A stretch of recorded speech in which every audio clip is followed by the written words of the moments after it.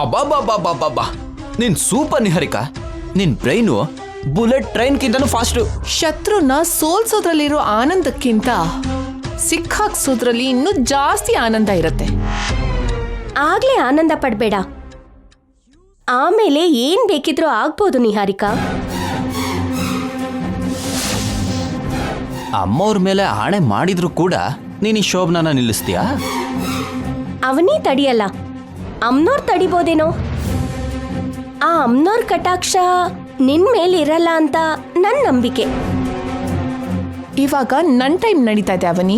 ಆ ಟೈಮ್ ಬದಲಾಗೋದಕ್ಕೆ ಎಷ್ಟೋ ಟೈಮ್ ಬೇಕಾಗಲ್ಲ ನಿಹಾರಿಕಾ. ನಿಂದು ಆಸೆ ಅಲ್ಲ ಅವನಿ, ಅತಿ ಆಸೆ. ನಿನ್ ಬಗ್ಗೆ ಎಲ್ರಿಗೂ ಗೊತ್ತಾಗ್ಬೇಕು ಅಂತ ಅನ್ಕೋತಿದ್ದೀನಿ. ನಿಜ ಗೆಲ್ಬೇಕು ಅಂತ ಕೇಳ್ಕೊಂತಾ ಇದ್ದೀನಿ. ಅದು ಅತಿ ಆಸೆ ಹೇಗಾಗತ್ತೆ? ಆಕಾಶಕ್ಕೆ ಏಣಿ ಹಾಕ್ಬೇಕು ಅನ್ಕೊಂತಾ ಇರೋದು ನೀವು. ಶಕ್ತಿಗೆ ಮೀರಿರೋ ಆಸೆ ಇದ್ರೆ ಮಿತಿ ಮೀರೋ ಕಷ್ಟ ಪಡ್ಬೇಕಾಗ್ ಬರತ್ತೆ. ಟೀಚರ್ ತರ ಪಾಠ ಮಾಡ್ಬೇಡ. ನಿನ್ ಪದ್ಧತಿ ಚೆನ್ನಾಗಿಲ್ದೇ ಇರೋದಕ್ಕೆ ಈ ಪಾಠ. ನೀನು ನಿಹಾರಿಕನಿಗೆ ಬುದ್ಧಿ ಹೇಳಷ್ಟು ದೊಡ್ಡವಳಾ? ನಿಹಾರಿಕ ಮನ್ಸ್ ಮಾಡಿದ್ದಕ್ಕೆ ನೀನು ಈ ಮನೆಗೆ ಬಂದಿರೋದು. ನೀನು ಈ ಮನೆಗೆ ಬರಬೇಕೋ ಬೇಡವೋ ಅನ್ನೋದು ಎಲ್ಲ ನಿಹಾರಿಕನ ಕೈಯಲ್ಲೇ ಇರೋದು. ಇದು ನನ್ನ ರಾಜ್ಯ, ನನ್ನ ಗೆಲ್ಲೋದು ಅಸಾಧ್ಯ. ತಪ್ಪು ಮಾಡಿದ್ರೆ ರಾಜ ಆದ್ರೂ ರಾಜ್ಯ ಬಹಿಷ್ಕಾರಕ್ಕೆ ಗುರಿಯಾಗಬೇಕು. ನಮಸ್ಕಾರ ಮಾಡಿದವರೇ ಶಿಕ್ಷಿಸ್ತಾರೆ. ಅವಾಗ ಶಿಕ್ಷಿಸೋರೇ ಇರ್ತಾರೆ, ರಕ್ಷಿಸೋರು ಇರಲ್ಲ. ಇವಾಗ ನಿನ್ಗೆ ಜೊತೆಯಾಗಿ ಶ್ರೀಕರ್ ಒಬ್ಬನೇ ಇದ್ದಾನೆ. ವಸಂತ ಪೃಥ್ವಿರಾಜ್ ಅವರು ನಿನ್ ಪಕ್ಕದಲ್ಲಿದ್ದಾರೆ ಅಂತ ಅನ್ಕೊಂಡಿದ್ಯಾ? ನಾಯಿಗೆ ಬಿಸ್ಕೆಟ್ ಹಾಕ್ದಾಗೆ ಒಂದಷ್ಟು ಬಿಡಿ ಕಾಸು ಬಿಸಾಕಿದ್ರೆ ಅವರು ಹಾಗೆ ಬಿದ್ದಿರ್ತಾರೆ. ನಿನ್ ಹಿಂದೆ ಸೈನ್ಯ ಇಲ್ಲ ಅವನಿ. ನನ್ ಜೊತೆ ಯುದ್ಧ ಮಾಡ್ಬೇಕು ಅಂತ ಅನ್ಕೋಬೇಡ. ಯುದ್ಧ ಮಾಡೋದಕ್ಕೆ ಬೇಕಾಗಿರೋದು ಸೈನ್ಯ ಅಲ್ಲ, ಧೈರ್ಯ. ಅದು ನನ್ನ ಹತ್ರ ತುಂಬಾ ಇದೆ. ಕೆಟ್ಟದ್ರ ವಿರುದ್ಧ ಒಳ್ಳೇದು ಯಾವಾಗ್ಲೂ ಗೆಲ್ಲತ್ತೆ, ಆದ್ರೆ ಸ್ವಲ್ಪ ಸಮಯ ಬೇಕಾಗತ್ತೆ. ಇನ್ನು ನೀನು ಅನ್ಕೊಂಡ ಹಾಗೆ ಏನು ನಡೆಯಲ್ಲ ಅವನಿ. ನಾವು ಸ್ಕೆಚ್ ಹಾಕಿ ನಿನ್ನ ಕರೆಸಿದೀವಿ, ಎಲ್ಲ ಸೆಟ್ ಮಾಡಿಟ್ಟಿದೀವಿ. ಟೋಟಲ್ ಆಗಿ ನೀನು ಲಾಕ್ ಆಗಿ ಹೋಗಿದ್ಯಾ. ಇಲ್ಲಿ ನಾವು ಕೀ ಕೊಟ್ರೆ ನೀನು ಆಡ್ತೀಯ, ಕೀ ತೆಗೆದ್ರೆ ಮನೆಗೆ ಹೋಗ್ಬಿಡ್ತೀಯ. ನೀನೇ ಹತ್ರ ಇದ್ದು ನನ್ನ ರೆಡಿ ಮಾಡಿ ಶೋಭನದ ಕೋಣೆಗೆ ಕಳಿಸ್ಬೇಕು. ಹಾಲಿನ ಗ್ಲಾಸ್ ಜೊತೆಗೆ ಈ ಕಾರ್ಯಕ್ರಮ ಆದ್ಮೇಲೆ ಮಾರ್ನಿಂಗ್ ಟಿಫಿನ್ ಮಾಡಿ ಹೊರಡು. ಸದ್ಯಕ್ಕೆ ಶೋಭನದ ಏರ್ಪಾಡು ನೋಡ್ಕೊಳ್ಳಿ. ಹೋಗಿ ಮೇಡಮ್.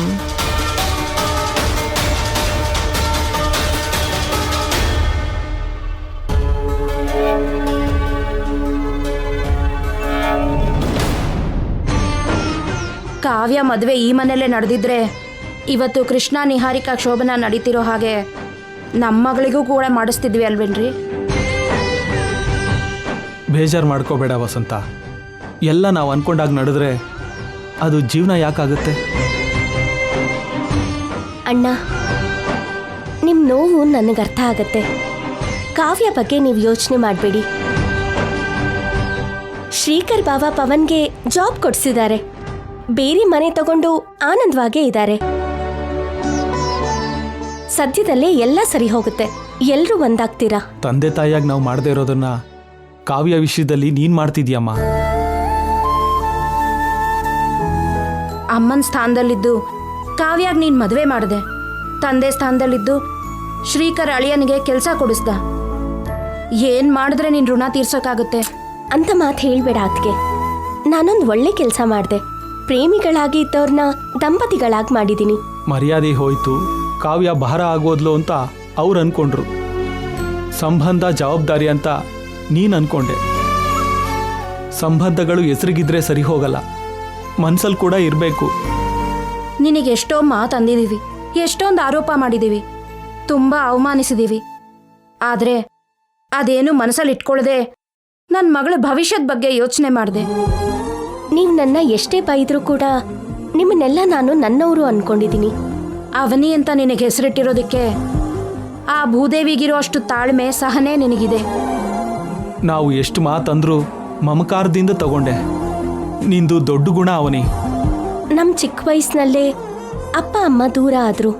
ನನ್ನ ಅಕ್ಕನೇ ಎಲ್ಲ ತಾನೇ ಆಗಿ ನನ್ನ ಬೆಳೆಸಿದ್ಲು. ಅಮ್ಮನ ಹಾಗೆ ಆಡ್ಸಿದ್ಲು, ಅಪ್ಪನ ಹಾಗೆ ನಡ್ಸಿದ್ಲು. ಎಲ್ರ ಹತ್ರ ಚೆನ್ನಾಗಿ ಮಾತಾಡೋದು ನನಗೆ ಚಿಕ್ಕ ವಯಸ್ಸಲ್ಲೇ ಅಭ್ಯಾಸ ಆಯಿತು. ನನ್ನ ಚೆನ್ನಾಗಿ ನೋಡ್ಕೊಳ್ಳೋ ಗಂಡ ಇದ್ದಾನೆ, ಪ್ರೀತಿಯಿಂದ ನೋಡ್ಕೊಳ್ಳೋ ಅಕ್ಕ ಇದ್ದಾಳೆ. ಆದರೆ ಒಂದೇ ಲೋಪ, ನನ್ನ ಅತ್ತೆ ಮಾವ ನನ್ನ ದೂರ ಇಟ್ಟಿದ್ದಾರೆ. ಆ ವಿಷಯನೇ ನನಗೆ ನೋವಾಗ್ತಾ ಇದೆ. ಯಾವುದೋ ಪರಿಸ್ಥಿತಿಗಳಿಂದ ಎಲ್ಲರೂ ಜಗಳ ಮಾಡ್ಕೊಂಡ್ವಿ. ಆದ್ರೆ ನೀನ್ ನಮ್ ಜೊತೆಗಿದ್ರೆ ಚೆನ್ನಾಗಿರುತ್ತೆ. ನೀನ್ ಮನ್ಸ್ ಮಾಡಿದ್ರೆ ಏನಾದ್ರೂ ಮಾಡ್ತೀಯ, ಎಲ್ಲಾರನ್ನೂ ಬದಲಾಯಿಸ್ತೀಯ, ಒಂದೇ ಕಡೆ ಸೇರಿಸ್ತೀಯ. ನಡೀತಿರೋ ಪರಿಸ್ಥಿತಿಗಳು ನಮಗೆ ಅನುಕೂಲವಾಗಿಲ್ಲ. ಅದಕ್ಕೆ ಎಲ್ಲ ಒಳ್ಳೇದೇ ಆಗಬೇಕು ಅಂತ ಬೇಡ್ಕೊಳ್ಳೋಣ, ಆ ಅಮ್ಮನವ್ರ ಮೇಲೆ ಭಾರ ಹಾಕೋಣ.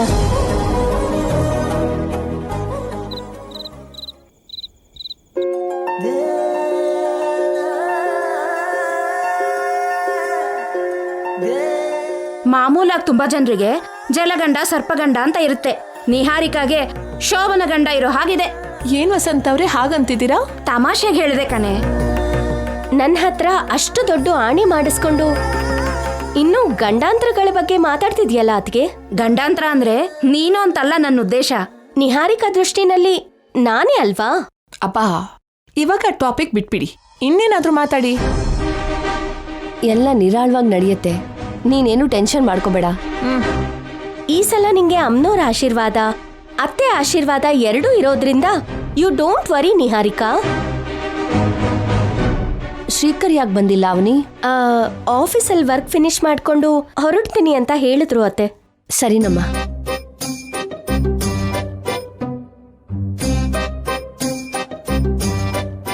ಹೆಣ್ಮಕ್ಳು ರೆಡಿ ಆಗ್ತಿರೋ ರೂಮಲ್ಲಿ ನಿಮ್ಗೇನ್ ಕೆಲ್ಸ ಅಪ್ಪ? ಎಲ್ಲರೂ ಬಂದಿದ್ದೀರಾ? ನೀವೇನೋ ಹೀರೋಯಿನ್ನ ರೆಡಿ ಮಾಡ್ತಿದ್ದೀರಾ, ನಾವು ಹೀರೋನ ರೆಡಿ ಮಾಡೋಣ ಅಂತ ಹೊರಟ್ವಿ. ಹಾಗಿದ್ದಾಗ ಅಲ್ಲಿಗೆ ಹೋಗ್ಬೇಕೇ ಹೊರತು ಇಲ್ಲಿಗೆ ಯಾಕೆ ಬಂದ್ರಿ? ಕೃಷ್ಣ ಮನೇಲಿ ಕಾಣಿಸ್ತಿಲ್ಲಮ್ಮ. ಮನೆ ಎಲ್ಲ ಹುಡುಕಿದ್ವಿ, ಎಲ್ಲೂ ಕಾಣಿಸ್ತಿಲ್ಲ. ಫೋನ್ ಮಾಡ್ಬೇಕಾಗಿತ್ತು. ಅವನ್ ಫೋನ್ ನಾಟ್ ರೀಚಬಲ್ ಬರ್ತಿದೆ. ಹೇಳೋದ್ ಮರ್ತೋದೆ. ಕೃಷ್ಣ ಈವ್ನಿಂಗ್ ಹೊರಗಡೆ ಹೋದ, ಏನೋ ಕೆಲ್ಸ ಇದೆ ಅಂತ ಹೇಳ್ದ.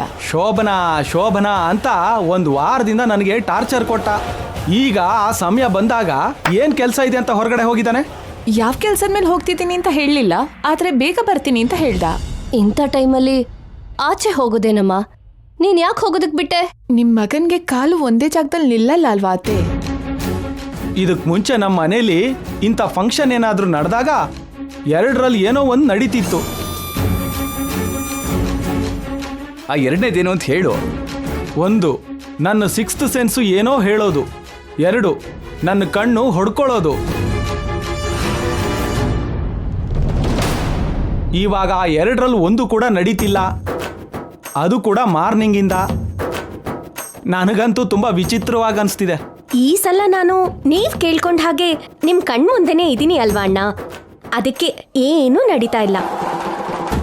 ಇದು ಕರೆಕ್ಟ್ ಆಗಿರುತ್ತೆ. ಸರಿ, ನಾವು ಹೊರಗಡೆ ಹೋಗೋಣ ನಡಿ. ಹಾ, ಕೃಷ್ಣ ಎಲ್ಲಿದಾನೋ, ಏನ್ ಮಾಡ್ತಿದಾನೋ ಏನೋ. ಇದು ಕುಡ್ದು ಸತ್ತೋಗಿರೋರಿಗೆ, ಇದು ಕುಡ್ತನ ಕಂಟಿನ್ಯೂ ಮಾಡ್ತಿರೋರಿಗೆ, ಇದು ಕುಡಿಯೋದನ್ನ ಕಲಿಯೋರಿಗೆ.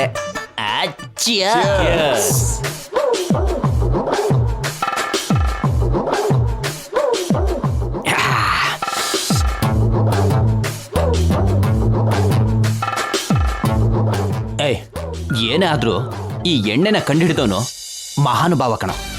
ಅವನಿಗೆ ಹಾರ ಹಾಕಿ ನಮಸ್ಕಾರ ಮಾಡಬೇಕು.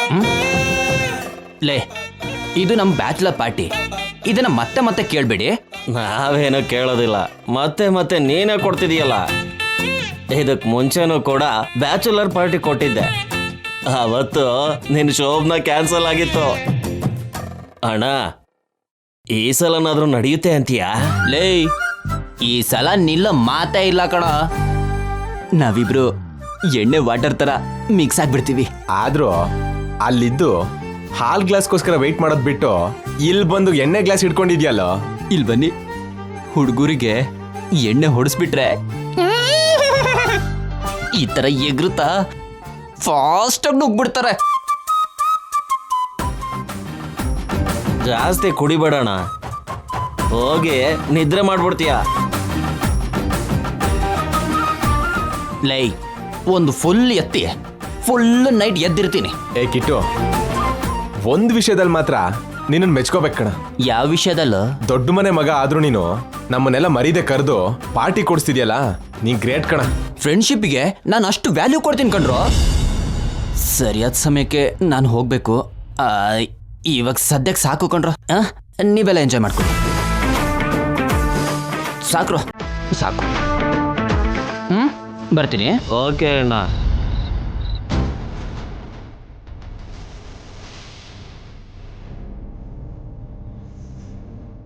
ಮನೇಲಿ ಫಂಕ್ಷನ್ ಇಟ್ಕೊಂಡು ಇಲ್ಲಿ ತನಕ ಅವ್ನು ಬರಲಿಲ್ಲ ಅಂದ್ರೆ ಏನರ್ಥ?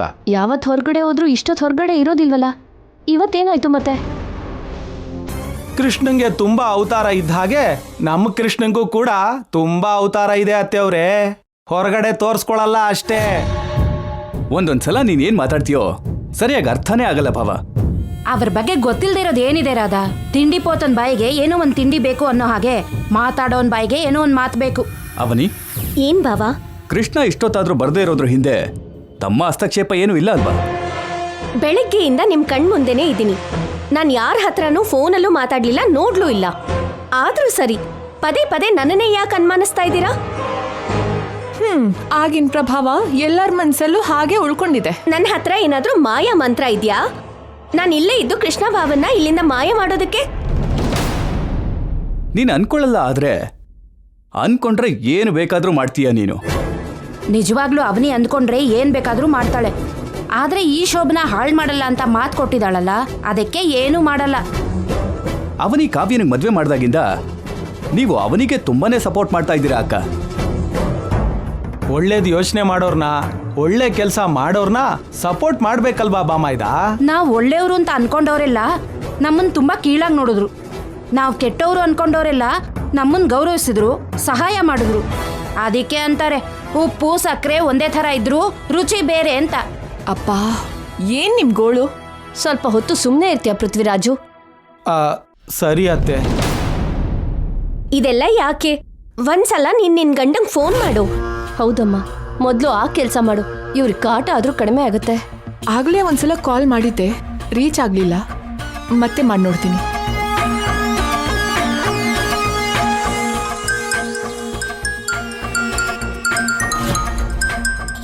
ಡಾರ್ಲಿಂಗು ಲೇಟ್ ಆಯ್ತು ಅಂತ ಬೈತಾಳೋ ಏನೋ. Hello darling. ಎಲ್ಲಿದ್ಯಾ? On the way darling. ಇಲ್ಲಿ ನಿನ್ಗೋಸ್ಕರ ಎಲ್ಲರೂ ಕಾಯ್ತಾ ಇದ್ದಾರೆ. ಎಲ್ಲರೂ ಕಾಯೋದು ಯಾಕೆ? ನೀನೊಬ್ಳೆ ನಂಗೋಸ್ಕರ ಕಾಯ್ದ್ರೆ ಸಾಕಲ್ವಾ? ದಪ್ಪ ಜೋಕ್ಸ್ ಬೇಡ. ಇವತ್ ಏನ್ ಸ್ಪೆಷಲ್ ಅಂತ ಮರ್ತೋದ್ಯಾ ನೀನು? ಅದೇನ್ ಬಂಗಾರ ಹಾಗೆ ಕೇಳ್ತಾ ಇದೀಯ? ನೆನ್ಪಿದೆ ಬಂಗಾರ, ಇವತ್ತು ನಮ್ಮಿಬ್ರು ಶೋಭನ. ಇವತ್ತು ನಾವಿಬ್ರು ರೂಮಲ್ಲಿ ಅಮ್ಮ ಕಹ. ಇನ್ ಸಾಕು. ಇಲ್ಲೋಡು, 10 ನಿಮಿಷದಲ್ಲಿ ನಿನ್ ಕಣ್ಮುಂದೆ ಇರ್ತೀನಿ. ಅಷ್ಟಕ್ಕೂ ಯಾವ ಕೆಲ್ಸದ ಮೇಲೆ ಹೋಗಿದ್ಯಾ? ಯಾಕಿಷ್ಟು ಲೇಟು? ಓ ಅದಾ, ನನ್ನ ಫ್ರೆಂಡ್ಸ್ಗಳಿಗೆ ಬ್ಯಾಚುಲರ್ ಪಾರ್ಟಿ ಕೊಟ್ಟೆ ಬಂಗಾರ. ಮುಗ್ದೋಯ್ತು 5 ನಿಮಿಷದಲ್ಲಿ ಅಲ್ಲಿರ್ತೀನಿ. ಸರಿ, ಬೇಗ ಬಾ. ಮುಹೂರ್ತ ದಾಟೋದ್ರೊಳಗೆ ಬಂದ್ಬಿಡ್ತೀನಿ ನೋಡು. ನಮ್ ಕೃಷ್ಣ ಫೋನ್ನಲ್ಲಿ ಏನೋ ಸರ್ಸ ಆಡ್ತಿರೋ ಹಾಗಿದ್ದಾನೆ ಅಲ್ವಾ? ನಿನಗೆ ಅಗತ್ಯನಾ? ಏನನ್ನಮ್ಮ? ಫ್ರೆಂಡ್ಸ್ ಜೊತೆ ಸುಮ್ಮನೆ ಪಾರ್ಟಿ ಮಾಡ್ಕೊಂಡು ಬರ್ತಿದ್ದಾನಂತೆ. ಪಾರ್ಟಿನಾ? ಅದೇ, ಫ್ರೆಂಡ್ಸ್ಗೆ ಪಾರ್ಟಿ ಕೊಟ್ಟು ಬರ್ತಿದ್ದಾನೆ. ಅಷ್ಟಕ್ಕೂ ಇಂಥ ಸಮಯದಲ್ಲಿ ಅಂಥದ್ದೆಲ್ಲ ಬೇಕಿತ್ತ? ನಮ್ ಕೃಷ್ಣ ಕುಡ್ಕೊಂಡು ಬರಲ್ಲ ಅಲ್ವಾ? ಡ್ರಂಕ್ ಅಂಡ್ ಡ್ರೈವಲ್ಲಿ ಸಿಕ್ಕಾಕೊಂಡ ಅಂದ್ರೆ ಈ ಮುಹೂರ್ತ ಕೂಡ ಗೋವಿಂದ ಗೋವಿಂದ. ನಿಮ್ ಬಾಯಲ್ಲಿ ಒಂದ್ ಮಾತು ಕೂಡ ಒಳ್ಳೆ ಮಾತು ಬರೋದೇ ಇಲ್ಲ ಪೃಥ್ವಿರಾಜ್ ಅವರೇ. ಸರಿಯಾಗಿ ಬಂದ್ರೆ ಪರವಾಗಿಲ್ಲ ಅಮ್ಮ. ದಾರಿಲಿ ಏನಾದ್ರೂ ಘನ ಕಾರ್ಯ ಮಾಡ್ಕೊಂಡು ಬಂದ ಅಂದ್ರೆ ಫಂಕ್ಷನ್ ಮಾತ್ರ ಗೋವಿಂದ ಗೋವಿಂದ ಅಂತ ಹೇಳ್ತಾ ಇದ್ದೀನಿ. ಅಂಥದ್ದೆಲ್ಲ ಏನೂ ಆಗಲ್ಲ. ಇವಾಗ ಇನ್ನೊಂದು 10 ನಿಮಿಷದಲ್ಲಿ ಬಂದ್ಬಿಡ್ತಾನೆ.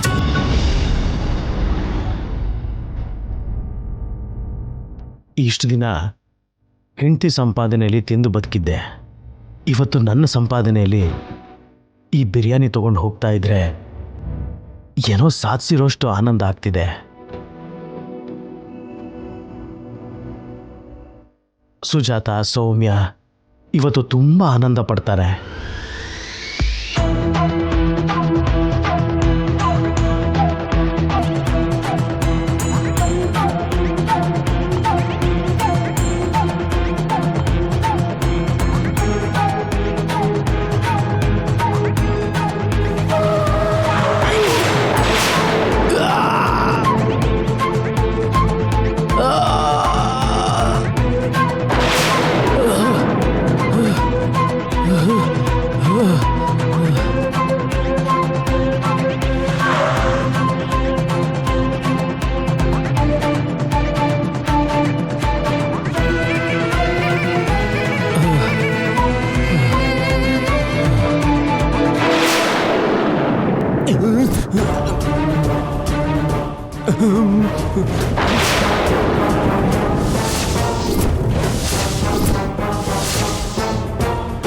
ಅಯ್ಯೋ ದೇವ್ರೆ, ಹೋಗಿ ಹೋಗಿ ನಾನು ಇವನಿಗೆ ಗುದ್ಬಿಟ್ನಾ.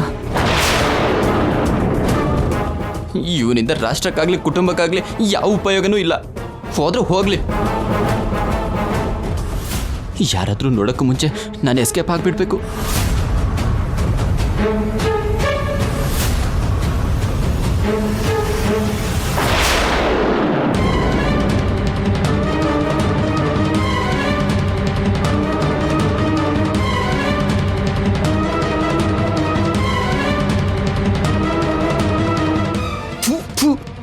ಲೇ ಕಿಟ್ಟು, ಇವತ್ತು ಯಾಕೋ ಹೊರಗಡೆ ಹೋದೆ?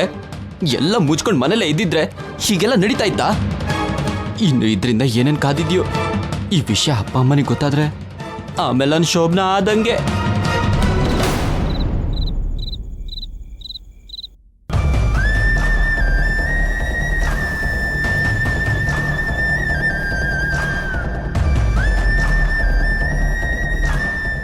ಅಮ್ಮ, ಹಶ್ವಾಗ್ತಾ ಇದೆ. ಅಪ್ಪ ಇನ್ನೂ ಬಂದಿಲ್ಲ. ಯಾಕಮ್ಮ? ಬಿರಿಯಾನಿ ತರ್ತೀನಿ ಅಂತ ಫೋನ್ ಮಾಡಿದ್ರು ಅಲ್ವಾ, ಅಲ್ಲೇನೋ ಲೇಟ್ ಆಗಿರುತ್ತೆ. ಆದ್ರೂ ಇಷ್ಟು ಲೇಟಾ? ಹೋಗ್ಲಿ, ಒಂದು ಕೆಲಸ ಮಾಡ್ಲಾ? ಏನು? ಮನೇಲಿ ಊಟ ಇದೆ ಅಲ್ವಾ, 2 ತುತ್ತು ತಿನ್ನು, ಸ್ವಲ್ಪ ಹಸಿವು ಕಡಿಮೆ ಆಗುತ್ತೆ. ಆಮೇಲೆ ಅಪ್ಪ ತಂದಿರೋ ಬಿರಿಯಾನಿ ತಿನ್ನುವಂತೆ. ಬೇಡ ಅಮ್ಮ, ಅಪ್ಪ ಬರೋರ್ಗೂ ವೆಯ್ಟ್ ಮಾಡ್ತೀನಿ. ಅಥವಾ ಯಾವುದಾದ್ರೂ ಬಾಡ್ಗೆಗೆ ಹೋಗಿದಾರೇನೋ, ಒಂದು 200 ರೂಪಾಯಿ ಬಂದರೂ ಮನೆಗೆ ತಗೊಂಡು ಹೋಗ್ಬೋದು ಅನ್ಕೊಂಡಿರ್ತಾರೆ. ಬಿರಿಯಾನಿ ಆಮೇಲೆ ತಿನ್ನುವಂತೆ, ಇವಾಗ ಮನೇಲಿರೋ ತಿನ್ನು. ನನಗೆ ಬಿರಿಯಾನಿ ಮೇಲೆ ಆಸೆ ಇಲ್ಲ ಅಮ್ಮ. ಅಪ್ಪ ಇಷ್ಟು ಪ್ರೀತಿಯಿಂದ ನಂಗೋಸ್ಕರ ತರ್ತಾ ಇದ್ದಾರೆ ಅಲ್ವಾ, ಅದಕ್ಕೆ ವೆಯ್ಟ್ ಮಾಡೋಣ ಅನ್ಕೊಂಡಿದ್ದೆ. ನಾವು ಊಟ ಮಾಡಿದ್ವಾ ಇಲ್ವಾ ಅಂತ ಇದಕ್ಕೂ ಮುಂಚೆ ಯೋಚನೆ ಮಾಡದೇ ಇರೋ ಅಪ್ಪ ನಮ್ಮ ಮೇಲೆ ತುಂಬಾ ಪ್ರೀತಿಯಿಂದ ಶ್ರದ್ಧೆಯಿಂದ ತಗೊಂಡು ಬರ್ತಾ ಇದ್ದಾರೆ ಅಲ್ವಾ, ಅದಕ್ಕೋಸ್ಕರ ವೆಯ್ಟ್ ಮಾಡೋಣ ಅನ್ಕೊಂಡಿದ್ದೀನಿ. ನನ್ನ ಹೆಂಡತಿಗೋಸ್ಕರ, ನನ್ನ ಮಗಳಿಗೋಸ್ಕರ ನಾನು ಕಷ್ಟಪಟ್ಟು ಸಂಪಾದನೆ ಮಾಡಿರೋ ದುಡ್ಡಿಂದ ಬಿರಿಯಾನಿ ತಗೊಂಡ್ಬರ್ತಾ ಇದ್ದೀನಿ ಅಂತ ಅಪ್ಪ ತುಂಬ ಸಂತೋಷದಿಂದ ಬರ್ತಾ ಇದ್ದಾರೆ ಅಲ್ವಾ, ಆ ಸಂತೋಷಕ್ಕೋಸ್ಕರ ವೆಯ್ಟ್ ಮಾಡ್ತಾ ಇದ್ದೀನಿ. ಅಪ್ಪ ಬರೋ ಅಷ್ಟೊತ್ತಿಗೆ ನಾನು ಊಟ ಮಾಡಿದೆ ಅನ್ಕೋ, ಅಪ್ಪ ಡಿಸಪಾಯಿಂಟ್ ಆಗ್ತಾರೆ. ಇಷ್ಟು ದಿನ ಅಪ್ಪ ಹೆಸ್ರಿಗಷ್ಟೇ ಅಪ್ಪ, ಇವಾಗ ನಿಜವಾದ ಅಪ್ಪ. ಅಪ್ಪಂಗೋಸ್ಕರ ಎಷ್ಟೇ ಹಶ್ವಾಗಿರು ನಾನು ಸಹಿಸ್ಕೊಂತೀನಿ ಅಮ್ಮ.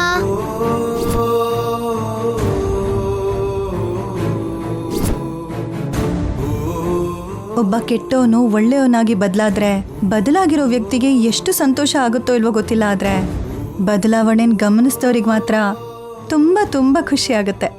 ಇಲ್ಲೋಡು, ನಾವು ಆನಂದ ಪಟ್ಟ ಹಾಗೆ ನಿಮ್ಮಪ್ಪ ಯಾವಾಗಲೂ ನಮ್ಮ ಮೇಲೆ ಹೀಗೆ ಜವಾಬ್ದಾರಿಯುತವಾಗಿರಬೇಕು ಅಂತ ಆ ದೇವ್ರ ಹತ್ರ ಕೇಳ್ಕೊಳ್ಳೋಣ.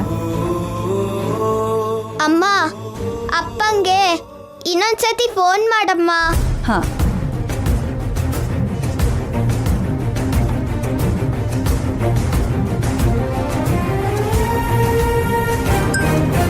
ಹಲೋ, ನನ್ನ ಗಂಡನ ಫೋನಿಂದ ಮಾತಾಡ್ತಿದ್ದೀರಾ? ನೀವ್ಯಾರು? ನಿಮ್ಮ ಯಜಮಾನ್ರಿಗೆ ಆಕ್ಸಿಡೆಂಟ್ ಆಗಿದೆ. ಆಕ್ಸಿಡೆಂಟಾ? ಹೌದಮ್ಮ, ನಿಮ್ಮ ಯಜಮಾನ್ರು ಆಟೋ ಡ್ರೈವರ್ ಅಲ್ವಾ? ಹೌದು ರೀ. ಅಂದ್ರೆ ನಿಮ್ಮ ಯಜಮಾನ್ರೇನಮ್ಮ? ಎಲ್ಲಿರಿ? ಹೇಗಾಯ್ತು? ಅಡ್ರೆಸ್ ಹೇಳ್ತೀರಾ? ಯಾರೋ ಕಾರಲ್ಲಿ ಗುದ್ದು ಹೋಗಿದಾರಮ್ಮ. ನಾವು ನೋಡೋದ್ರಲ್ಲಿ ಪ್ರಜ್ಞೆ ಇಲ್ಲದೆ ಬಿದ್ದಿದಾರಮ್ಮ. ಲಾಸ್ಟ್ ಕಾಲ್ ನಿಮ್ಮದೇ ಇತ್ತು, ಅದಕ್ಕೆ ನಿಮಗೆ ಫೋನ್ ಮಾಡಿದೆ. ಬೇಗನೆ ಬನ್ನಿ, ಅವರು ಪ್ರಾಣ ಹೋಗೋ ಪರಿಸ್ಥಿತಿಯಲ್ಲಿದ್ದಾರೆ. ತಕ್ಷಣ ಬರ್ತೀನಿ ರೀ. ಬಾ ಸೌಮ್ಯ.